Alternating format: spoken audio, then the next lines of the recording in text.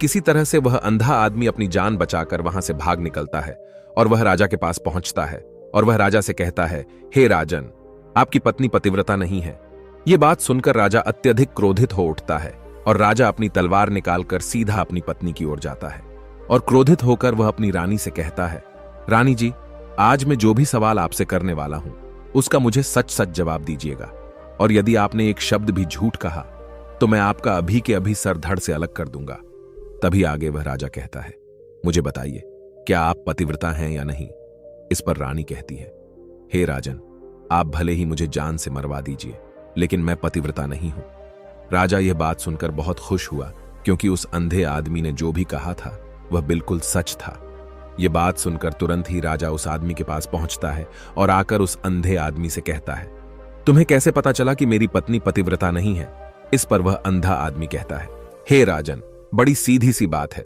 मैंने तो आपकी पत्नी से बस इतना ही कहा था कि मुझे आपको छूना है, और इस बात पर वह इतना क्रोधित हो उठी कि उन्होंने गुस्से में आकर मुझे लात घूंसों से पीटना शुरू कर दिया। और भला कोई औरत किसी और मर्द को कैसे छू सकती है? लेकिन उन्होंने ना आव देखा ना ताव, बस लात घूंसे मुझ पर बरसाने शुरू कर दिए। वह भी तो एक छूना ही हुआ, और एक पतिव्रता नारी कभी भी पराये मर्द को नहीं छूती। जब मैंने उसे छूने के लिए कहा था तो वह उस वक्त मुझे मना कर सकती थी, लेकिन उन्होंने तो मुझे पीटना शुरू कर दिया, और देखते ही देखते उन्होंने मेरे पूरे शरीर को छू लिया। अब आप ही बताइए, ऐसी स्त्री भला पतिव्रता कैसे हो सकती है? इस पर राजा कहता है, तुम तो बड़े ज्ञानी मालूम पड़ते हो। अच्छा ठीक है, चलो तुम मेरे एक प्रश्न का और जवाब दो। यदि तुमने मुझे इस प्रश्न का सही सही जवाब दे दिया तो मैं तुम्हें यहां से जाने दूंगा। आगे राजा उस अंधे आदमी से कहता है कि तुम मुझे यह बताओ, क्या मैं सच में अपने पिताजी का ही बेटा हूं या फिर किसी और का? इस पर वह अंधा भी कहता है, हे राजन, इस बात से आपका क्या लेना देना? आप किसी की भी औलाद हो, आखिर आप हैं तो इस राज्य के राजा, इसलिए इस प्रश्न को जाने दीजिए। लेकिन राजा कहता है, नहीं नहीं, मुझे इस प्रश्न का सही सही जवाब चाहिए, अन्यथा यह प्रश्न मुझे हमेशा परेशान करता रहेगा। इसलिए मैं इसका सही सही जवाब जानना चाहता हूं। यदि तुम इसका सही सही जवाब दे देते हो तो तुम यहां से जा सकते हो, मैं तुम्हें नहीं रोकूंगा। इस पर वह अंधा आदमी कहता है, हे राजन, इसके लिए तो मुझे आपके मां के पास भी जाने की कोई आवश्यकता नहीं है। मैं आपको अभी अभी यह बता सकता हूं कि आप किसकी औलाद हैं, लेकिन उससे पहले मैं चाहता हूं कि आप मुझसे एक वादा करें कि आप मुझ पर क्रोध नहीं करेंगे। राजन ने कहा, मैं तुमसे वादा करता हूं, मैं तुम पर क्रोध नहीं करूंगा। इसके बाद वह अंधा आदमी राजा से कहता है, हे राजन, आप है तो अपने ही पिता के पुत्र, लेकिन आप पर एक कंजूस सेठ की छाया पड़ी हुई है। यह सुन राजा बहुत क्रोधित हो उठा और वह तुरंत तलवार निकालकर अपनी मां के पास जा पहुंचा। वह वहां पर पहुंचने के बाद अपनी मां से कहता है, मां, मुझे सच सच बताइए, क्या मैं अपने ही पिता का पुत्र हूं या नहीं? यदि आपने मुझे सही सही नहीं बताया तो वह यहीं पर अपने प्राण त्याग दूंगा।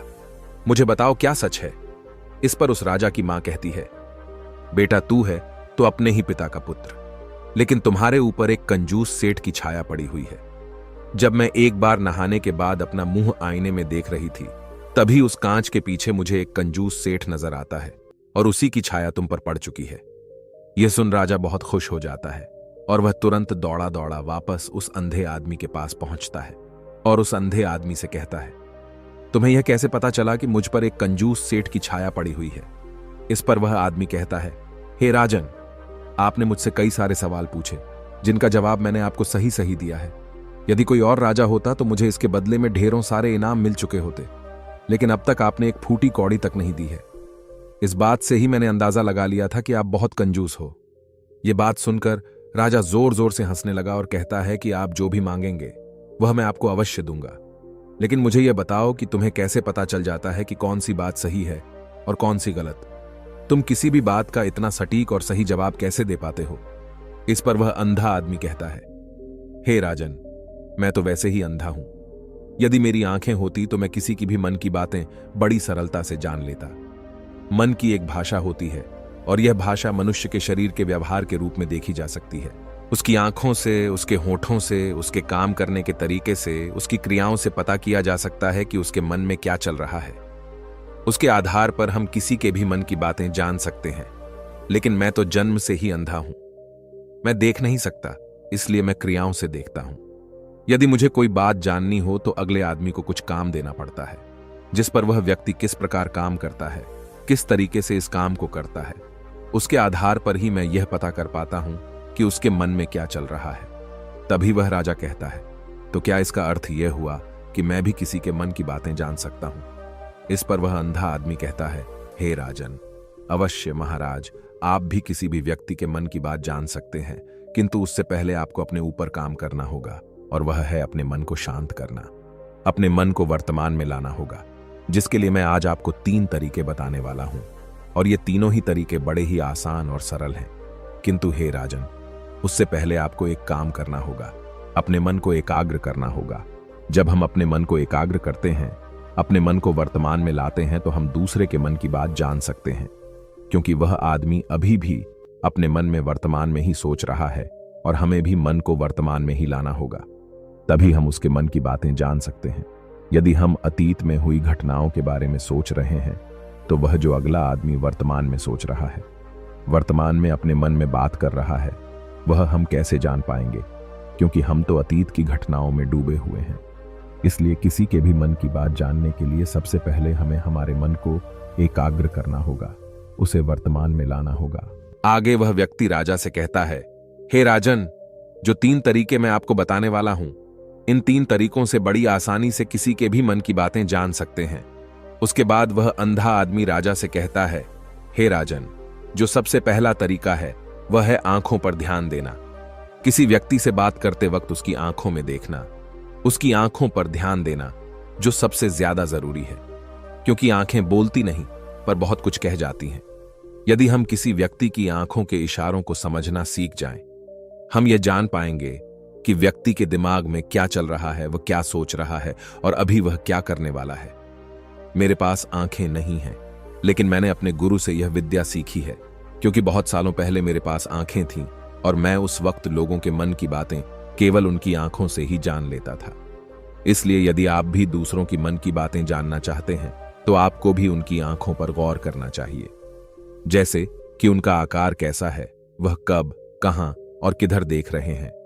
यदि उसकी आंखें यहां वहां घूम रही हैं, जब आप उससे बातें कर रहे हैं, तो वहां वह इधर उधर मोड़ रहा है, कभी ऊपर तो कभी नीचे या कभी आसपास, या फिर उसकी आंखें खुश नजर आ रही हैं या फिर आंखें निराश नजर आ रही हैं, जैसे कि चोर होता है।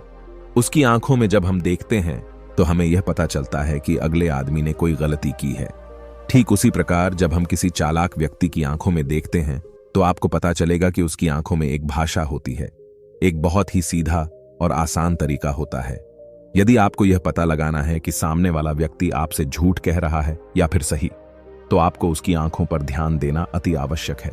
यदि आपसे बात करते वक्त वह व्यक्ति अपनी आंखें यहां वहां घुमा रहा है, ऊपर नीचे, इधर उधर, दाएं बाएं हर जगह देख रहा है, तो इसका अर्थ यह हुआ कि वह उस बात से निकलने का कोई रास्ता ढूंढ रहा है, वह कोई झूठ बना रहा है। यदि सामने वाला व्यक्ति आपसे कुछ झूठ कहने का प्रयास कर रहा है, तो वह आपसे नजर नहीं मिलाएगा, वह यहां वहां देखेगा, ऊपर नीचे देखेगा, लेकिन वह आपकी आंखों में आंखें डालकर कभी नहीं देख पाएगा, क्योंकि उसे डर है कि यदि उसने आपकी आंखों में आंखें डालकर देखी तो उसका झूठ पकड़ा जाएगा और लोगों को सच्चाई का पता चल जाएगा। और इसी प्रकार कुछ और भी भाषाएं होती हैं।